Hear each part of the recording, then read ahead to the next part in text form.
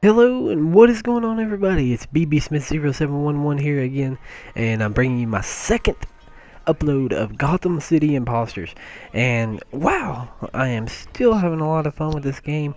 It gives me a lot of joy when I play it, and I do really well at it. And that's enough, right? That's enough to buy the game. I mean, come on. So yeah, I'm having a lot of fun, like I said, with this game. It's because it's unique, it's quirky. It is a first-person shooter, but it feels like a comedy type game, and I don't know if those kind of games even exist.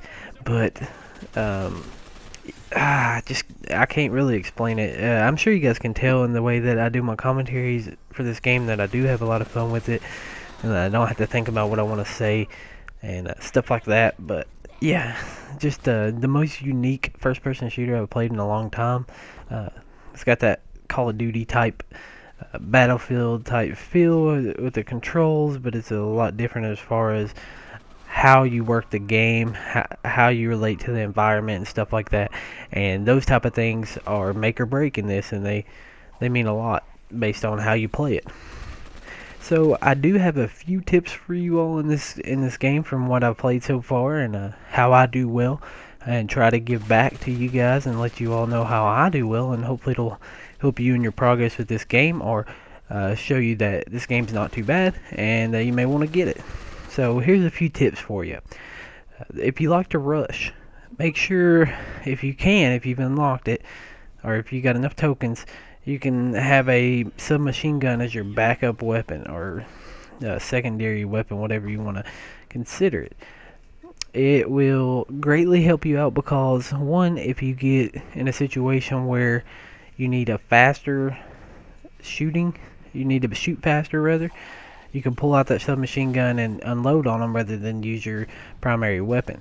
And the second reason for that is if you get in a tight gun battle, you'll switch to that secondary backup weapon rather than try to reload your primary, and you'll do a lot better. So always have a good, whatever your go-to gun is. If you're a Ruster or a submachine gun, if you like to sit back, maybe a rocket launcher, sniper rifle, or something like that. Always know where your health stations are in the game, because they can help you live or help you die. I mean, that sounds kind of stupid and common sense, but really, if you don't know where your health stations are and you get into a situation where you need them and you can't find them, that's bad. So try to learn where your health stations are during the map. When you get down real low in health, they'll kind of pop out and show you where they're at, and you just go to them and stand there and your health will rebuild. This is the health station I'm at right now. Okay. So your health stations, make sure you always know where those are. Try out new weapons and body types until you get to the one that you really enjoy. And I haven't tried that many out. I've tried a few out, but I really like this kind of class, this kind of rushing and run around the map as fast as I can. Without the roller skates, I tried the roller skates. I don't really like them. I may try them again. I'm not sure. But this body type kind of suits me because I have enough health to kind of get out of situations with the bigger body types. But yeah, so as you see there, what amazes me with this game is that this game has a tomahawk or a hatchet, whatever you guys want to call it, and that amazes me because that was one of my favorite things in Black Ops, in Call of Duty Black Ops, was a hatchet. And seeing that in this game just made me so happy. And I just started using it after I would put up my last upload. I was in a lobby and somebody told me about it, and I was like, oh man, I gotta try that out. And you don't have to get to a certain level before you can unlock it. You can unlock any feature you'd like as long as you have an unlock key, which you get from leveling up and gaining XP and just the little stuff like that. And this is a submachine gun I have out right now. So tomahawks and hatchets or hatchets are in this game. I mean, you'll see me get a hatchet kill here in a minute, and they're one shot or one throw, one kill, however you want to say that.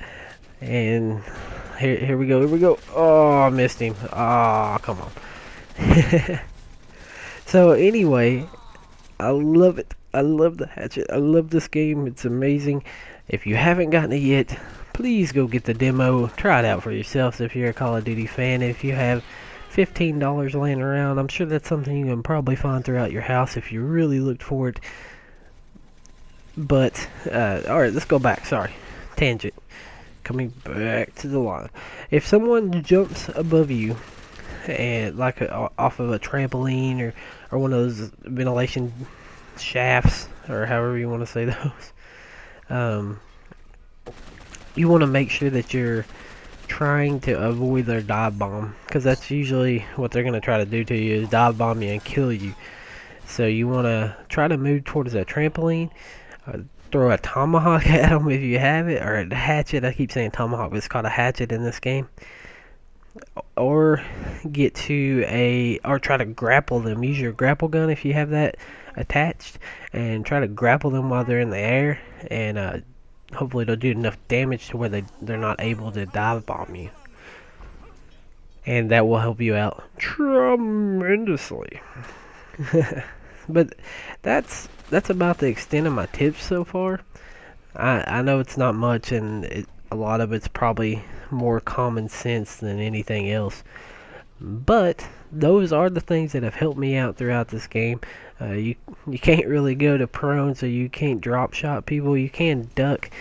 I usually don't duck or try to knife, because the setup on the controls is opposite of what I'm used to on Call of Duty. I'm used to my right stick being my change of height, like a prone or crouching or standing in Call of Duty, and in this it is preset as that, as the right stick is your knife, and your circle is your stance change.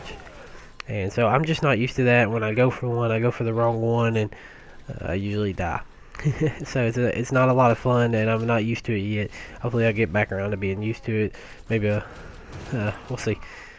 But that's the tips that I have so far. Those are the ones that help me do well in this game, really well in this game. Well enough, if you watch that first video, it's actually first gameplay I've ever done on this game.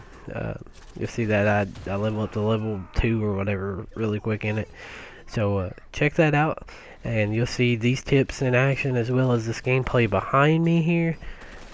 And you know, I just got this game yesterday. I'm not a pro at it or nothing like that, but you kind of feel like you are. You kind of feel like you know what you're doing after about 10 minutes of playing, because you're so used to the setup of a first-person shooter game that it's just easy to convert into this. It's just really fun and a really different style of playing it. And I am slowly becoming very beastly at this game. And in Team Deathmatch, I usually end with a 12 to 15 kills and a 0 to 5 deaths. And why is that important? Well, Team Deathmatch doesn't have a lot of kills, so you only get like 50, I think. So 15 is quite a bit of 50, or 40, or however many it is. I'm not sure. It'll tell us here at the end. Like I said, I'm still new, so I'm trying to remember. But what that means for you is that, you know, I'm not the best at first-person shooter games. You can watch my Call of Duty, and you'll know that I'm good, but I'm not great. So it's fun. It's easy to play. It's easy to convert to, and it's cheap. It's only 15 bucks. So bottom line, get this game and play it with me now. Don't forget, if you do get it, add me on PlayStation Network. Tell me you're from YouTube, and we'll play this, Twisted Metal, Call of Duty, all those. And watch this in the lineup. It's pretty sweet. Tells you who's the best players. Make sure you favorite, like, subscribe, comment, subscribe to never miss a video. See you next time, guys.